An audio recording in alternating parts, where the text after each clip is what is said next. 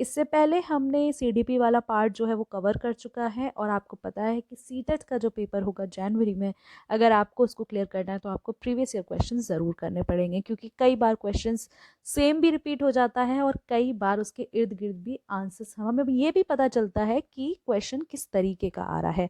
ठीक है, तो शुरू करते हैं आज का लेक्चर। तो भाई देखो, पहला क्वेश्चन जो है हमारा वो है कि हु अमंग द फॉलोइंग, इनमें से कौन, who among the following reinterpreted verses from Quran to argue for women's education. तो वेरी फर्स्ट क्वेश्चन हमारा ये कह रहा है कि इनमें से कौन ऐसा था जिसने कुरान को, एक कुरान की जो आयत थी उनको री इंटरप्रेट करके बताया था कि वुमेन को एजुकेशन मिलनी चाहिए। तो इसका आंसर है 31 इज 1 मुमताज़ अली। देखो, ये वाला क्वेश्चन फैक्चुअल साइड पर है, इसमें हमें अगर लर्न है हमें तो लर्न है, और नहीं है और नहीं आता अगर तो नहीं आता। ठीक है, तो इसमें कुछ भी समझाने वाला नहीं है, आगे जहाँ जहाँ समझाने का होगा हम वहाँ समझाएंगे। ठीक है, नेक्स्ट इज ज्योतिराव फुले। आप सबने पढ़ा होगा, ज्योतिराव फुले पुणे में थे, गर्ल्स एजुकेशन के लिए बात की, इनकी वाइफ थी सावित्री बाई फुले। एंटी ब्राह्मण के लिए भी इन्होंने बहुत सारा काम किया था। तो इनकी बुक थी 1873 में, जिसपे इन्होंने dismal condition of lower caste was dedicated to, first is भक्ति गायकों के लिए, या फिर nationalist of anti colonial movement of India, नहीं, या फिर anti slavery activist of American civil war. Exactly Jyotirao Phule की ये जो बुक थी उसमें वो किसको डेडिकेटेड थी, वो इन्हीं लोगों को डेडिकेटेड थी। हमें पता है अमेरिका के अंदर स्लेवरी, गुलामी जो थी वो बहुत ज़्यादा हमें देखने को मिली थी, तो उन्हीं के लिए जो है इन्होंने ये बुक जो है लिखी थी। ठीक है, next question is we know very less about tribal groups in the medieval period because, हमें इन ट्राइबल ग्रुप्स के बारे में, जो मेडिवल पीरियड था, मध्यकालीन भारत था, उसमें जो ट्राइबल ग्रुप्स थे उनके बारे में हमें कम क्यों पता है? क्यों पता है? देखो, they were not living in areas where medieval rulers ventured, वो उन एरियाज में नहीं रह रहे थे जहाँ पे मेडिवल रूलर्स थे, नहीं। They did not keep written record so there is less information. Exactly, उनके पास रिटन रिकॉर्ड्स नहीं थे, ना उन्होंने किसी पाम लीफ पे लिखा, ना किसी पेपर पे लिखा, ना कहीं भी लिखा। तो हमारे पास जब किसी के रिटन रिकॉर्ड्स ही नहीं है तो हमें उसके बारे में लेस इन्फॉर्मेशन ही होगी। तो 33 का सेकंड है आंसर। ठीक है, और ये वाला जो क्वेश्चन है ना, ये आपको कॉमन सेंस से होगा। अगर आपने पढ़ा है फिर आप उसमें अपना कॉमन सेंस लगाएंगे तब आप इस क्वेश्चन को सॉल्व कर सकते हैं। ठीक है, ऐसा कोई फैक्चुअल नहीं है, ऐसा कुछ अलग नहीं है, बट हाँ, अगर आपने पढ़ा है तो ही आप इसके बारे में थोड़ा सा कॉमन सेंस लगा करके इसको सॉल्व कर सकते हैं। Next is consider the following statements by the second half of the 19th century. Second half of the 19th century 1850s के आसपास की बात कर रहा है कि second half of the 19th century जो था, people from within the non Brahmin caste begin organising movements against caste discrimination and demanded social equality and justice. कि जो नॉन ब्राह्मण पीपल थे वो भी अब आने लगे थे और आकर के जो कास्ट डिस्क्रिमिनेशन था, जो जातियों में भेदभाव था, उसके अगेंस्ट आने लगे थे लोग। ठीक है, या फिर दस, और उसके बाद बी है the Satnami movement of central India. Central India के अंदर एक मूवमेंट चल रहा था, सतनामी मूवमेंट, जो कि घासीदास ने फाउंड किया था, who worked among the leather workers and organized a movement to improve their social status. ठीक है, तो क्या होगा इसका आंसर? इसका आंसर होगा 4, that is both A and B are true and B is an example of A. Exactly, बिल्कुल सही बात है, ये दोनों बातें बिल्कुल सही है, और बी जो है वो ए का बहुत सही एग्जाम्पल है। Next is 35, the Ilbert bill was oppose to in 1883। Ilbert bill था, हमें पता है कि मॉडर्न जो इंडिया है उसके अंदर ये बिल आया था। ठीक है, तो इल्बर्ट बिल जो है उसे अपोज किया 1883 में। क्यों, किसने किया, क्यों किया? Indians opposed the bill as it gave a free hand to the British government to have trials of Indians without evidence। नहीं भैया, ये किसी और बिल में इसकी बात हुई थी, और मुझे बताना कि किस बिल में हुई थी। ठीक है, 35 का आंसर लिखो आप। Next, Britishers oppose the bill as Indians could take up trial of British और यूरोपियन पीपल। एग्जैक्टली यही बात है भाई, ब्रिटिशर्स ने इंडिया में और ब्रिटेन में ना इस बिल को अपोज किया था। क्यों किया था अपोज? इन लोग का कहना, इस बिल के अकॉर्डिंग क्या हुआ था कि जो इंडियंस थे, जो इंडियन जजेस थे, वो क्या कर सकते थे, वो ब्रिटिश और इंडियंस दोनों का ट्रायल कर सकते थे। तो ब्रिटिशर्स को लगा कि नहीं भाई, हम तो इनसे सुपीरियर हैं, ये हमारे ऊपर ट्रायल कैसे कर सकते हैं, ये हमारे ऊपर कैसे केस चला सकते हैं इंडियंस। तो इसीलिए इसका ब्रिटिशर्स ने जो है वो बिल किया था। तो इस the bill sought equality between British and Indian जजेस। यस, ये इक्वलिटी ही करना चाहता था ब्रिटिश और इंडियन जजेस के बीच में, इसीलिए ये बिल आया था। तो क्या है इसका आंसर होगा, अच्छा ओके, तो इसका आंसर है B, that is 1 B and C, है ना। तो इल्बर्ट बिल, आई होप आपको समझ में आया होगा कि क्या था। Next is consider the following statement with reference to post independence India. Post independence आजाद भारत के बाद की बात हो रही है। डिस्पाइट ओके या despite constitutional recognition of equality before law, despite constitutional recognition of equality before law, some Indians are more equal than others। हाँ, बहुत अच्छी बात कही इसने, ठीक है। रीजन क्या है, the ideals set out in the Indian constitution have not yet been fulfilled। तो बताओ, A is false but R is true, नहीं, both A and R true and R is the correct reason for A, exactly यही इसका answer है, ठीक है। तो both A and R are true, दोनों ही बात बिल्कुल सही है कि कॉन्स्टिट्यूशनल रिकॉग्निशन हमारा इक्वलिटी बिफोर लॉ है, लेकिन उसके बावजूद भी कुछ इंडियंस जो हैं वो ज़्यादा ही इक्वल हैं किसी और से, है ना। क्यों, इसीलिए क्योंकि हमारे जो भी आइडियल्स हैं वो अच्छे से अभी फुलफिल नहीं हुए हैं, ठीक है। नेक्स्ट देखते हैं 37 या 37 इज खिलाफत मूवमेंट। फिर से हम इंडिपेंडेंस मॉडर्न इंडिया की तरफ आ गए। तो क्या है, 1920 में the British imposed a harsh treaty on the Turkish sultan खलीफा। सही बात है, बिल्कुल इसी के लिए खिलाफत मूवमेंट स्टार्ट हुआ था, क्योंकि जो टर्किश के सुल्तान थे कैलिफ, उनके अगेंस्ट इन्होंने ब्रिटिश ने एक हार्श ट्रीटी जो है वो लाए थे। नेक्स्ट ट्रीटी और सीवियस की बात थी। Then Indian Muslims were keen that the Khalifa was not allowed to retain control over Muslim sacred places in the erstwhile Ottoman Empire। हाँ, गलत। देखो, इंडियन मुस्लिम्स जो थे उनको तो ये था कि भाई खलीफा जो है उसको ही आप सेंट्रल अथॉरिटी बनाए, इसीलिए खिलाफत मूवमेंट हुआ था। तो बी तो हमारा रॉन्ग है, ए सही है।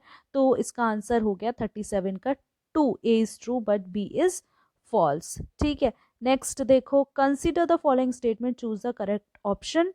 As an indigo trade grew, indigo trade, ठीक है, commercial agents and officials of the company began investing in indigo production, yes. Attracted by the prospect of high profits, numerous Scotsmen, Englishmen came to India, became planters। exactly, दोनों की दोनों सही है। इस बारे में थोड़ा सा हम इसके बारे में जानेंगे अभी। देखो, जो इंडिगो वाला था ना, इंडिया में इंडिगो को ग्रो किया जा रहा था क्योंकि इसका एक्सपोर्ट हो रहा था, है ना। और उसकी वजह से क्या हुआ, उसकी वजह से सब लोगों ने इसमें इन्वेस्ट करना स्टार्ट कर दिया, है ना। इंग्लिशमैन और वो सब लोग आने लगे। तो इन दोनों के अंदर यही वाली बात की है, कमर्शियल एजेंट्स आ रहे थे, सब लोग इसके अंदर कर रहे थे, ठीक है। हाँ, चलो next. Which of the following statements are true about Buddha's teaching. Buddha के बारे में बात आ गई यहाँ पर। Our sufferings and unhappiness are a result of our past births. Buddha का कहना यह था कि हमारी जो पीड़ाएं हैं, जो हमारा दुख है, वो रिजल्ट है किसका, पास्ट बर्थ, जो हम पहले हमारे जन्म हुए हैं उसका। या next, our sufferings and unhappiness are a result of our cravings and desires. Yes, इन्होंने ये बात कही थी कि ये हमारी जो इच्छाएं हैं, इन्हीं की वजह से हम दुखी हैं, है ना। Next is C, that is all believers had to accept and follow the teachings of Buddha for a happy life. ऐसा तो कुछ नहीं है, तो इसका आंसर होगा 39 का 4, ठीक है। Next is 40, the increased demand the increased demand for Indian textiles in European markets in the 16th, एक सेकेंड, ठीक है, in the 16th and 17th century led to the following changes for Indian weavers। ठीक है, तो क्या हुआ था कि जो इंडियन टेक्सटाइल्स थी उसकी मांग यूरोपियन मार्केट्स में बढ़ने लगी। तो ये वही पूछ रहे हैं कि उसकी वजह से इंडियन वीवर्स होते हैं, जो बुनकर थे, आर्टिजन्स थे, उनकी जिंदगी में क्या परिवर्तन आते हैं। तो A, expanding crafts of spinning, bleaching and dyeing, increased dependence in working of crafts persons, है ना। ये कौन सा क्वेश्चन है, ओके 40। हाँ, या variety in design and increased creativity of craft person, नहीं भैया, क्रिएटिविटी तो उनकी जो है वो कोई इंक्रीज नहीं हुई थी। Working on a new system of advance payment from agents, ऐसा कुछ हुआ था, बताओ। तो देखो, इसका आंसर होगा 2, ए एंड डी, है ना। तो क्या होगा, एक मिनट में इसको मार्क कर देती हूँ, sorry, 2 A and D, okay. तो क्या है, expanding crafts of spinning bleaching and dyeing. हाँ भाई, जो स्पिनिंग ब्लीचिंग डाइंग है वो सब एक्सपैंड हो रही थी यहाँ पे, है ना। इंडिपेंडेंस नहीं बढ़ रहा था, इंडिपेंडेंस बढ़ रहा होता तो कंडीशन अच्छी होती, तो कंडीशन अच्छी नहीं थी। ठीक है, नेक्स्ट क्वेश्चन देखो 41, in the register of God's creation since her account did not fall under the column of men, how did she gain from all of her excellent quality? For whom was this passage written in the 13th century? ये पूरा का पूरा जो है एक question, इसके बारे में अगर आपको पता है तो पता है, और नहीं पता तो नहीं पता। ठीक है, तो 41 का आंसर होगा 1, रजिया। 13 सेंचुरी की बात हो रही है। पारसों के अंदर कौन था? रजिया थी, टर्किश। तो यहाँ से तो वही आते हैं, ये सब तो उससे पहले के और बाद के हैं, है ना। Next 42, which of the following statement are true about technology used in the 12th century, है ना। तो 12th सेंचुरी में जो टेक्नोलॉजी यूज होती थी उसके बारे में बात। Arches were constructed to transfer the weight of superstructure, या the centre of the arch was called the base stone. ये भी अगर आपको पता है तो पता है, और उसके अलावा आप कुछ नहीं कर सकते। तो 42 का आंसर है only A. Next, in which of the following Palaeolithic sites were tools made of limestone found. Limestone से बने हुए जो भी चीज़ें थी वो आपको कहाँ देखने को मिलती हैं? वो आपको हुंसागी के अंदर देखने को मिलती हैं, है ना, साउथ के अंदर ये जगह है।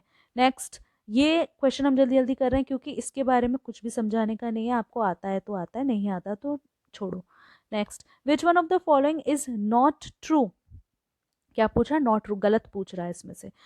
For mahajanapada regarding the collection of regular taxes, mahajanapada period की बात है। ठीक है, तो there were taxes on goods that were bought and sold through trade, सही बात है। Hunters and gatherers also had to provide forest produce to raja, yes सही बात है, हंटर गैदरर्स को अपना देना पड़ता था राजा को। Usually tax on group crops was fixed at 1/2 of what was produce, नहीं ये गलत है, फिक्स नहीं था ऐसा कुछ, है ना। नेक्स्ट देखो 45 is which of the following incidents are identified as the schedule caste and schedule tribes act 1989। ठीक है, तो क्या था? Violence of by upper caste people against schedule caste people, सही बात है। वॉयलेंस के बारे में भी बात कर रहे हैं कि जो ऊपर वाली जातियां हैं वो नीचे वाली जातियों को मार नहीं सकती। Next, forcing a member of a schedule caste community to eat obnoxious substance, yes right, बिल्कुल सही। Allowing non tribal timber merchants to exploit tribal land, exactly, बिल्कुल सही बात है ये। तो 45 का हमारा हो गया, 45 इज 4। ठीक है, next, the mid day meal scheme जो है has helped reduced caste prejudice among students in promoting social justice, explain the statement by following following. ठीक है, इसमें मिड डे मील स्कीम के बारे में पूछा है, आप लोग पढ़ के आए होंगे ज़रूर इसके बारे में, है ना। तो इसके अंदर क्या क्या हम लोग का टारगेट था कि भाई children of all caste eat together, exactly. Many places Dalit women are employed to cook meals, बिल्कुल सही बात है। Enrolment of poor children in schools has increased many times, बिल्कुल सही।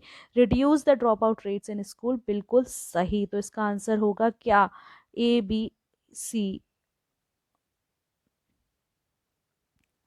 सॉरी ए बी सी क्यों होगा, ए बी सी डी होगा जब चारों सही है तो। ठीक है, चलो next, which among the following provisions ensures independence of Indian judicial system. Indian judicial system की इंडिपेंडेंस हमें कहाँ से पता चलती है?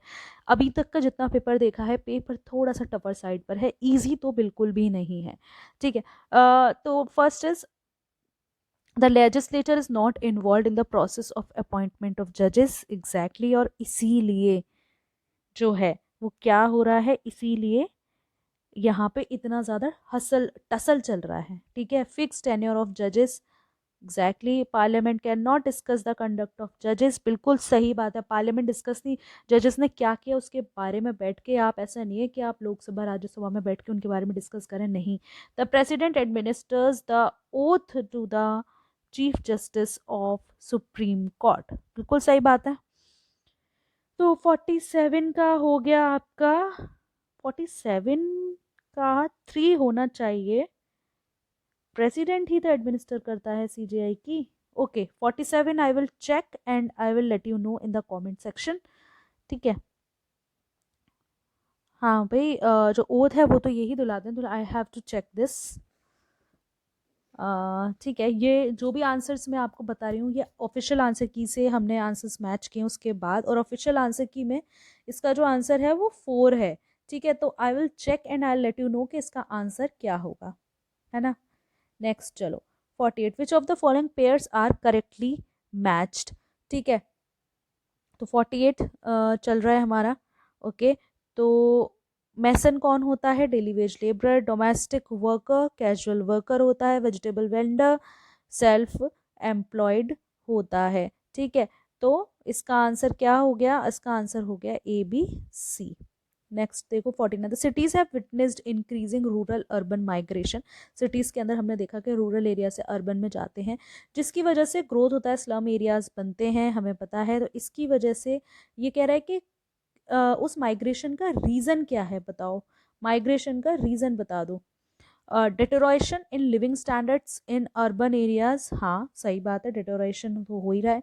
Then disruption of rural labour market, है ना, डिसरप्शन हो रहा है किसका? रूरल लेबर मार्केट का। डिक्रीज्ड एग्रीकल्चरल प्रोडक्टिविटी या increased skill force in rural areas. I think I need to check the answer again.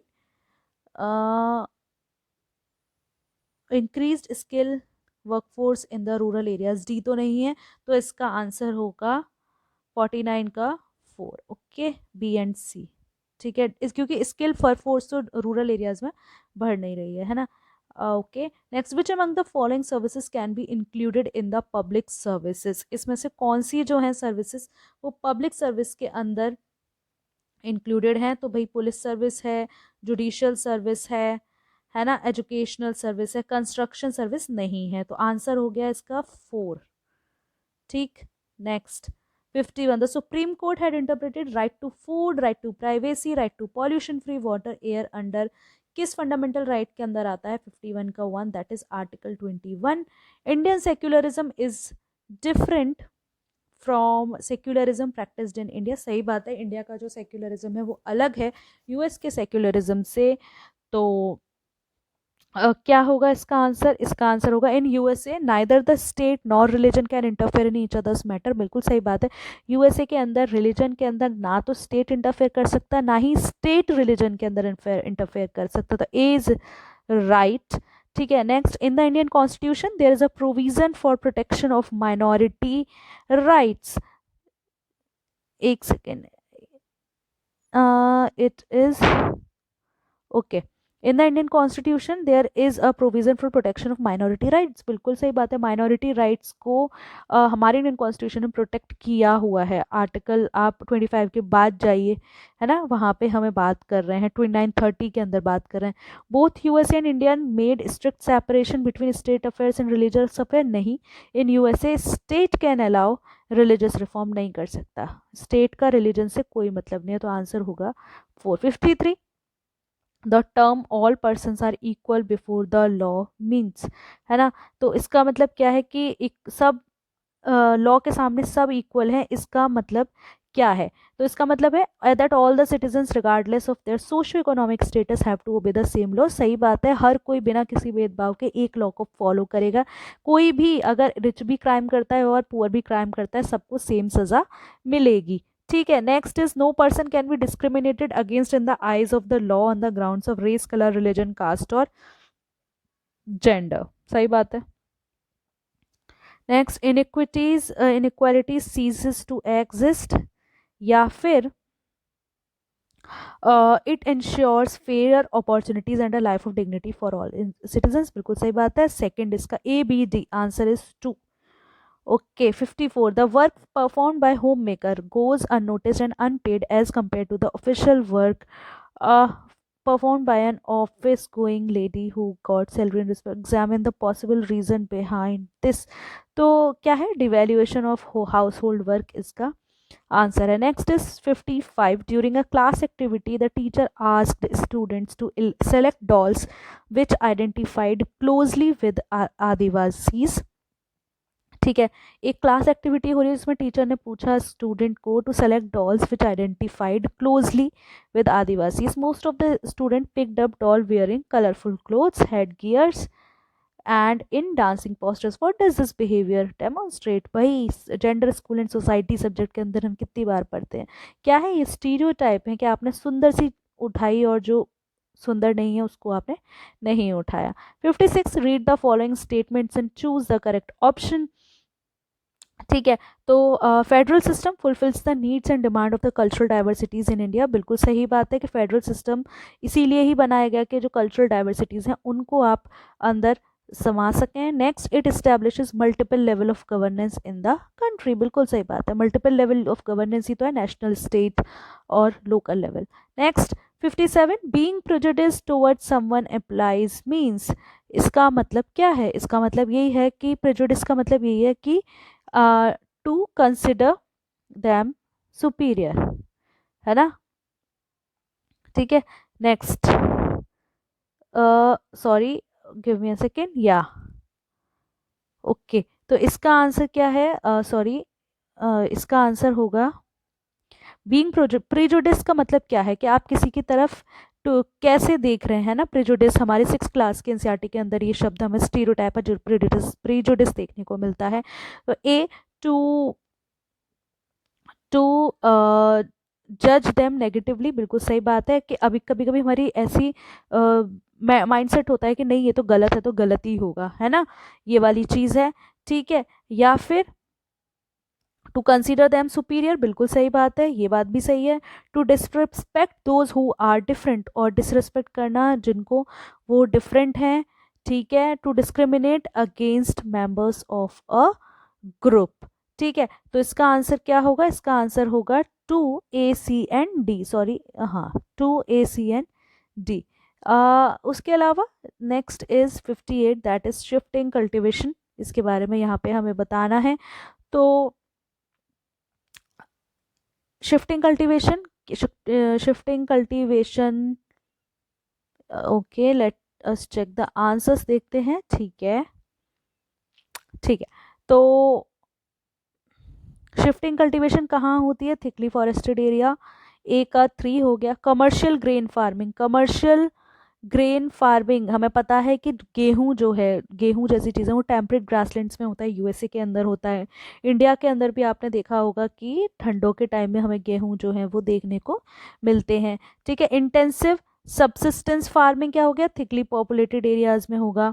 Intensive तो वहीं होगी, है ना। और नोमेडिक हर्निंग कहाँ होगी? लास्ट बचा सेमी एरिड और एरिड रीजन्स में। ठीक। नेक्स्ट देखो 59, if green which meridian time is 12 noon, and then what will be the time of east longitude 45 degree. ठीक है। तो इसका आंसर होगा 3 PM। ये आप अपनी 7th क्लास की ज्योग्राफी की बुक से निकालना सीख लो। ठीक है। Next is sea caves are formed in coastal areas. Select the suitable reason for formation of sea caves। 60, that is sea caves जो है वो कोस्टल एरियाज में बनती हैं। क्यों बन जाती हैं? क्योंकि इरोजन और डिपोजिशन हो जाता है बाई वेव्स। ठीक। Next, an imaginary line drawn on a globe to divide it into 2 equal parts is known as equator. पता है हमें, इसमें हमें ज़्यादा ध्यान लगाने की ज़रूरत ही नहीं है। Next, consider the following statement about latitudes. Which of the following is tropic of Capricorn passes through southern hemisphere. बिल्कुल सही बात है, आर्टिक। ठीक है। इसके आगे में पढ़ने की जरूरत ही नहीं, इतना हो गया हमारा। Choose the correct statement about the globe. ये देखो 7th क्लास की ज्योग्राफी की बुक के अंदर से कितना क्वेश्चन आया है ना। 63 का 63 देखते हैं। 63 के अंदर क्या है? Longitudes and latitudes are drawn on the globe. हाँ, हम लोग ग्लोब पे उसको ड्रॉ करते हैं, सही बात है। उसके बाद it is tilted on its axis, exactly. then it is true model of the earth, true model of the earth, yes। it is oval in shape, elliptical in shape। oval कहाँ से आ गया? oval आ गया? नहीं, it is elliptical in shape, है ना। तो answer हो गया ABC। ठीक। नेक्स्ट देखो, natural vegetation varies from place to place, why do evergreen trees grow near equatorial forest. ठीक है। तो हैवी रेनफॉल और हाई टेम्परेचर होता है, लो हमें यहीं इसका एक सेकेंड, इसके बाद हमें कहाँ जाना है? हाँ ठीक है, 64। ओके, तो क्या इसका आंसर हमें यही मिल गया? हैवी रेनफॉल और हाई टेम्परेचर होता है, इसीलिए एवरग्रीन ट्रीज जो हैं वो हमेशा रहते हैं, क्योंकि ज़्यादा गर्मी होगी, इवेपोरेशन होगा, बारिश होगी, और फिर पेड़ पौधे होंगे। विच of the following means of transport is cheapest of carrying heavy and bulky goods over long distance? Is waterways. Waterways को कहा जाता है कि सबसे ज़्यादा एफिशिएंट वो ही है। Next, suggest the type of resources we should use more in order to save our environment? Definitely renewable sources, है ना, नवीकरणीय संसाधन। इसमें हमें बताना है false statement from the following statement. ठीक है, solar energy is a renewable energy, सही बात। ओहो, कहाँ पहुँच गए हम? हाँ, गिव मी सेकेंड। या okay, solar energy renewable energy है, बिल्कुल सही बात है। बायोगैस जो है वो क्या करता है? ग्रीन हाउस इफेक्ट करता है। टाइडल एनर्जी एग्जॉस्टेबल है? नहीं भैया, टाइडल एनर्जी कहाँ से एग्जॉस्टेबल है ना? इन एग्जॉस्टेबल है ये, तो 67 का हो गया 3, है ना। Next, 68, gulf stream is a warm ocean current because? Gulf stream जो है वो वार्म ओशन करंट है, क्यों? क्योंकि ये इक्वेटर से ओरिजिनेट होती है, और इक्वेटर से ओरिजिनेट होती है, अंडरग्राउंड वगैरह से कहीं हीटेड नहीं होती। और कैसे हीट होगी अंडरग्राउंड से? ओशन के ऊपर चल रही है, सी में चल रही है। ठीक है, 69 देखते हैं, चलो। ओजोन लेयर, ओजोन लेयर, ठीक है, ओजोन लेयर कहाँ पर है? स्ट्रेटोस्फेयर में है। रेडियो ट्रांसमिशन आपको कहाँ देखने को मिलता है? रेडियो ट्रांसमिशन थर्मोस्फेयर में देखने को मिलता है, तो आपका आंसर हो गया 69 का, 69 4। नेक्स्ट देखो, stratosphere has ideal conditions for flying aeroplanes, choose the correct reason. Free from clouds, related weather phenomena. Next, 71, to familiarize students about election procedures in India, which one of the following would be the best pedagogical method? तो organising an election in the class for class representatives, सही बात है। The best possible practice for sensitising students towards the life of tribal and nomadic pastoralists would be screening of movie, सही बात है। अगर आपको किसी को ट्राइब्स के बारे में बताना है तो आपको स्क्रीनिंग करनी पड़ेगी, उससे करोगे तो बेटर होगा। कर तो कुछ भी सकते हो, उससे करोगे तो ज़्यादा अच्छे से सीखेंगे। Next, while students are engage in a group discussion on uses of water, a teacher should use the blackboard in which of the following manner? तो क्या करना चाहिए टीचर को? Arranging response around concept, theme and issues. Next, a teacher takes student on upper primary classes to the district court after finishing the lesson of criminal justice system. Which of the following objective are most appropriate for the visit? ठीक है, तो इसका answer होगा हमारा only A, that is to provide experience of the functioning of courts and interact with lawyers. ठीक, 75, what kind of questions can a student be asked in order to test the factual knowledge? अगर आपको factual knowledge check करनी है तो आपको terminologies का knowledge जो है उसको आप चेक कर लो। Next, which of the following assessment question is the most appropriate to test students understanding and appreciation of Indian federalism? अगर आपको वो चेक करना है तो आप कहें, what do you think might happen if you did not have any state और local government and all decisions were made at the centre? तो 76 is 3। 77, read the following statement and choose the correct option.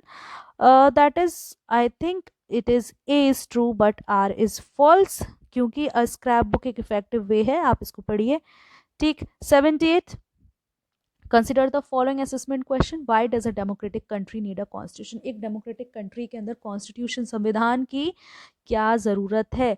Student B, a constitution gives us a set of rules on the basis of which country is govern, बिल्कुल सही बात है, हमारा answer बिल्कुल पहला ही है।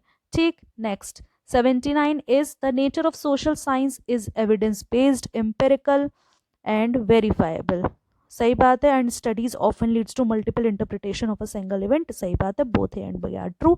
सम student in class 6 question that if this earth is not flat and then how are map showing everything as flat? तो yes, showing any how maps and globes resemble our earth. 81, Rosie drew a picture of a woman as a nurse and a man as an engineer. On asking the reason behind it, she replied, women make better nurses because they are more requires a technical mind and women are not capable of dealing with technical things. Stereotype अपने आप ही पता है, कहीं options में जाने की ज़रूरत ही नहीं है. Read the following statement and choose the correct option. Social science has a strong correlation with arts. Okay. उसके अलावा painting sculptures prehistoric represent prove of many domain of social science. Exactly, both and are true. सही है. 83. Consider the following assessment question. What is the difference between weekly markets और shopping malls के बीच में difference क्या है. बच्चों ने आंसर लिखा है. बच्चों ने लिखा है कि weekly markets do not have permanent shops whereas the shop in shopping mall are built to last. Okay. Weekly markets are markets which are held on a specific day of the week, whereas shopping malls are a multi-storied building and uh, with shops on different floors. 84. Consider the following assessment question. What are the ways in which people can participate in democracy? है ना. तो क्या है, voting, धरना, rallies, social movements, ये सब हमारी democracy का ही पार्ट है. Next, which of the following are the prevailing misconceptions about social science. Social science को लेकर के मिसकंसेप्शंस क्या क्या हैं. It is a non utilitarian subject. Natural science are superior to the social science. सही बात है, नेचुरल साइंस वाले यही कहते हैं. It rewards memorisation of superfluous fact. ये हाँ सही बात है. The only job option open to student specialising is in academics. Exactly, यही मिसकंसेप्शंस हैं इसके बारे में. तो answer is A B C D. 86. Which of the following concept should a child have a prior knowledge about to understand the concept of torrid zone. Torrid zone के बारे में पढ़ा. Globe, insolation, latitude. So answer is B C D. Next, the change in nomenclature from civics to political science was to bring back the focus towards issue of contemporary India. Civics appeared in the Indian school curriculum through colonial period against the background of interested disloyalty among the British. ठीक है, दोनों बात सही है.